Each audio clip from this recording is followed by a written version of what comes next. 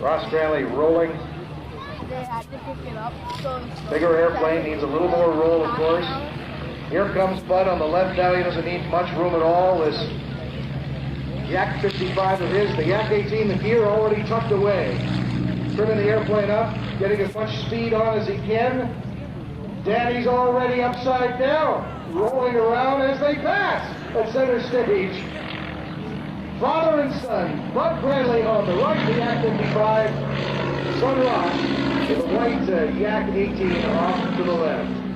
Tumbling so low to the ground, off to the right here is Bud Granley in this Yak 55, again, this Russian-built aircraft specifically designed for aerobatics. And you see him pushing right up over the top now, just kind of floating there and setting in to change this altitude up for some energy. Dropping down, and again, that big radial engine adding all sorts of power. Big paddle propellers to pull him up into the air so that he can tumble that airplane again, snap it around, and just sit up on top of this for a second. Again, he'll want to trade some of this altitude for energy as he continues to climb and snap and topple the airplane end over end down the show line for us. Those big control surfaces all the way out along the wing, and of course the big horizontal stabilizer and the big rudder too, as he pushes down negative G's, all the blood rushing into his head as he pushed out of that and continuing to roll now. Look at how beautifully the aircraft rolls, the radial engine, and of course Bud's talent helping out too. The design of this airplane to keep it right along the center line, make it look nice and precise. And of course, when he adds a little gyroscopic maneuver to it, looks pretty neat too, and that's where the pilot gets to be very interested in what he can do to the design of the airplane beyond what Yak designed it to do. Get creative, as they often do in these aerobatic aircraft, to win world championships. The Yak 55, again, titanium landing gear, probably the most expensive piece of the airplane. A couple of the bolts that go in there alone are worth a couple of $1,000. Now the opposing aircraft, the Yak 18, dropping down with Ross Granley in the controls, and up they go to cross over. Hard to believe you're watching basically a general aviation passenger aircraft on the right in this Yak 18. Bud dropping down now to join Ross in formation.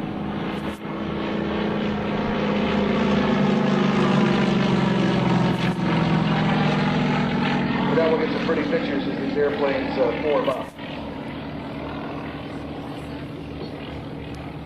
Yay!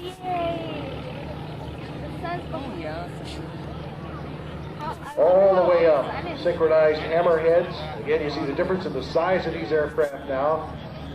Yak building the 18. Nice hammerheads, formation hammerheads. Down they come now. It's like they're just Ross's big Yak 18. So I might be coming to the concert. Not purpose built for aerobatics. Oh, God, I guess it was after. Yakolev built these airplanes so the pilot can have some fun. Now watch this, folks. This they're going to make look easy. This is so difficult as they roll around each other. The reference they have again is they look up and control the formation to make sure that they don't get in each other's way. This they make look simple. Believe me, it is not. Very difficult as they roll around each other in a series of barrel rolls.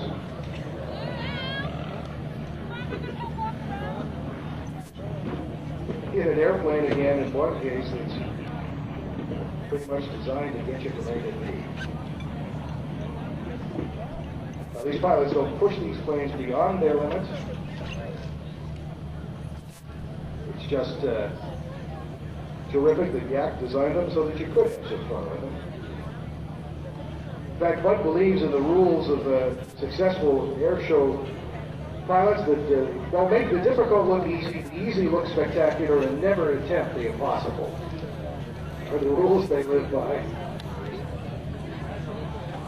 Again, some great photo opportunities as well as some great flying here formation of the two Yak aircraft. And I have to tell you, I don't think I've seen this at any other air show either. Another first for us here to have these two Russian-built Yak aircraft. Ross in the lead now.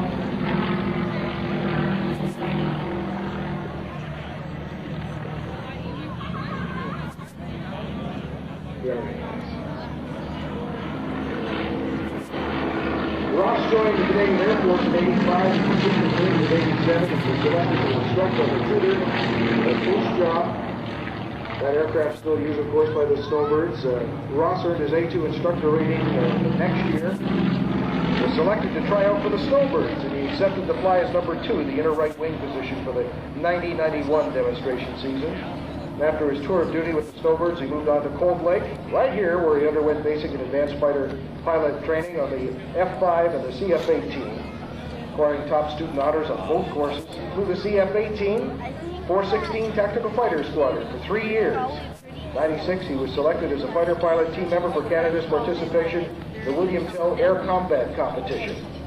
That includes teams from all commands of the U.S. Air Force in Canada.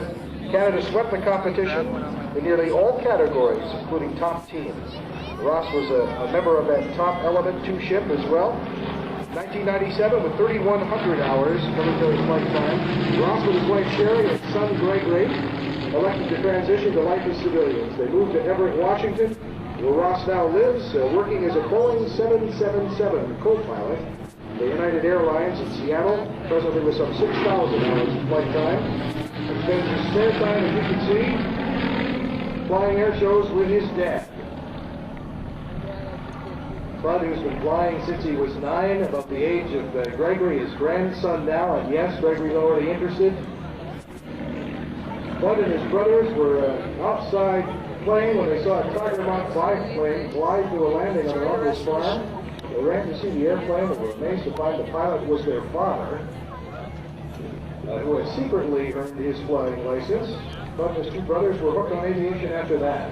You see the result here, a lifetime of flying.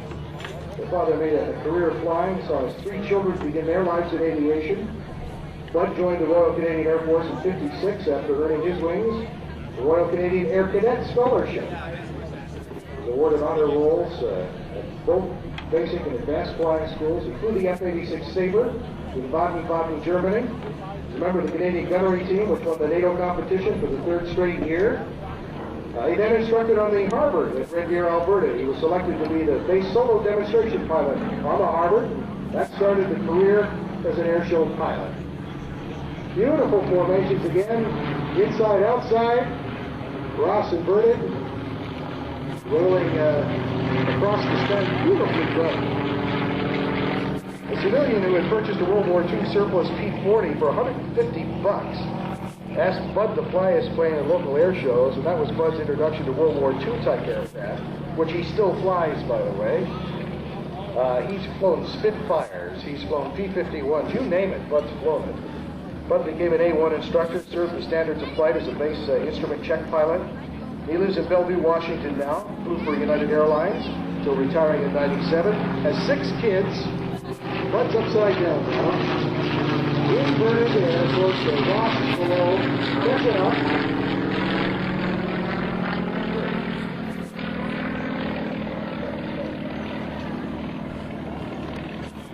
Bud pushing up now those negative G's.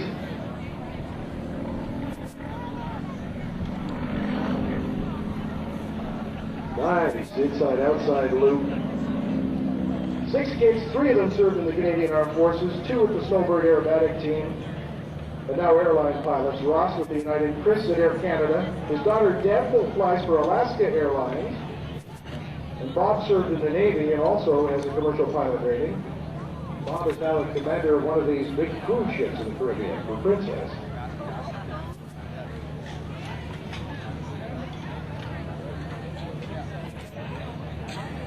Again, Bud Granley living. Here's Ross now. And now with a great look at this Yak 18, beautifully restored and maintained.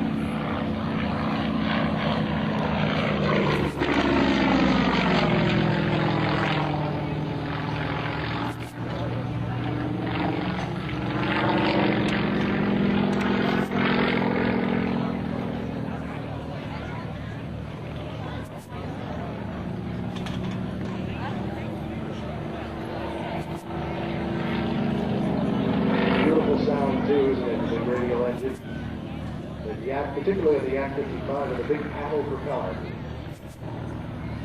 Changed the pitch on that just to pull them up and through some of these aerobatic maneuvers, just to keep it crisp, keep the loops around, the rolls straight down the center axis. The big control panels. Even on the Yak 18. Lots of control panels. Oh, it's snapping that big airplane around.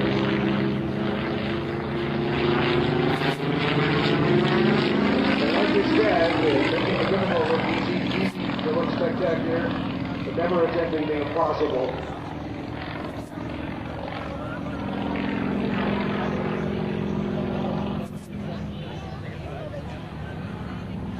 That's hot in there today, too. More hot on the ground, and he's rolling up to the ground, and with the plexiglass, that is nice turnaround. Adjusting the throttle to maintain the altitude all the way through. Look at that maneuverability.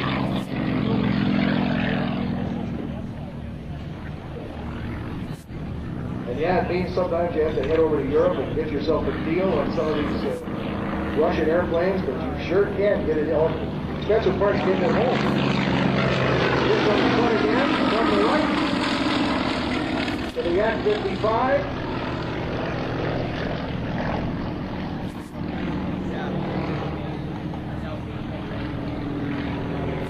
All the way up until he runs out of energy up there. Continuing to roll low as the tail slides backwards, flying back till he snaps over before he loses that tail. Doesn't want to get going too fast. You get big panels, big control panels on that airplane.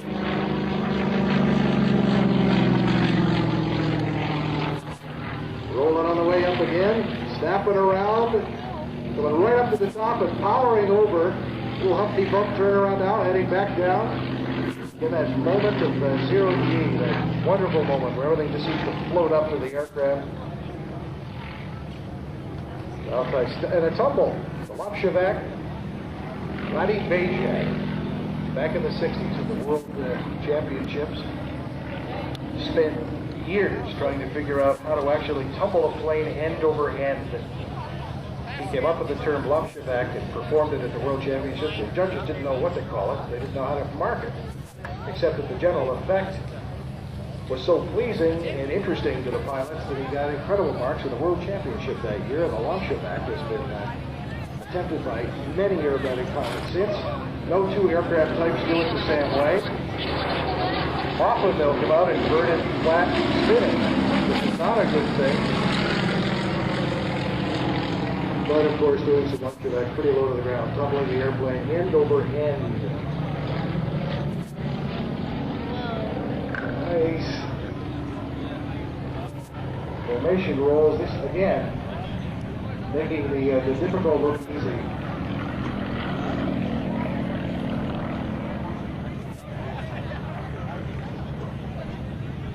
Ross climbing way up.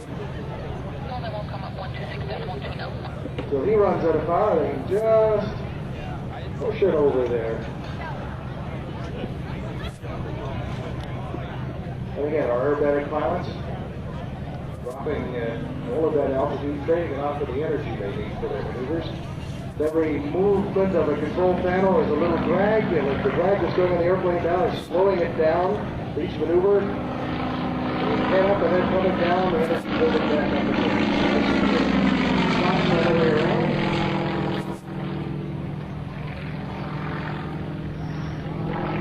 Here comes Bud now in the Yak 55.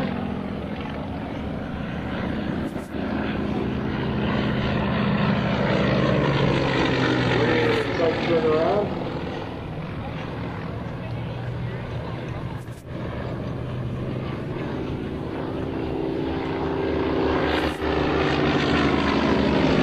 Nice little down from the right down low, and a great opportunity to photograph that Yak 18.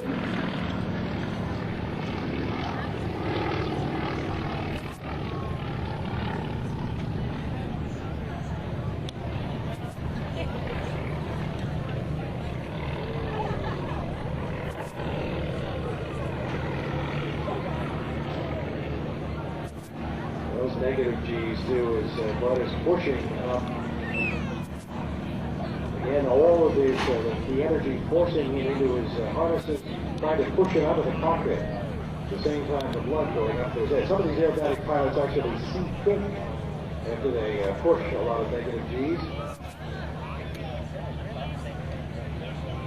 Your body builds up a resistance to it. Of course, the fitter you are, the easier it is to take. And Bud, very fit man. Giving you a wave there at the tail, and you give him a wave. He's looking. No, Buddy's looking over there. He's taking a good look now. Wag the tail again for you. And pushing around again. So negative G's there again as he pushes his way around. And Ross, son Ross, landing now in front of us with the Yak 18.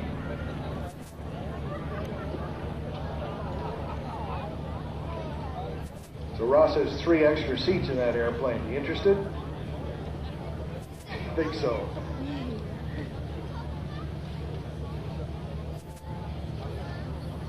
The other thing the Russians did when they built their aerobatic planes, and I never quite understood this, it has something to do with the G's and I guess preferences and the way they were trained.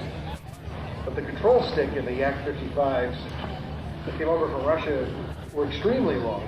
The hands would be grasped around the handle, almost in front of your face. I like to have them up for some reason. And again, you'll see when they taxi by here, the big propellers position in the wait runway 31 designed again to add to the airplane's ability to climb up into the air, get to the top of the aerobatic box quickly, cleanly, so they can trade that altitude off for the energy they need to complete these maneuvers. Well, you're going to get a great photo opportunity again as the airplane taxi by.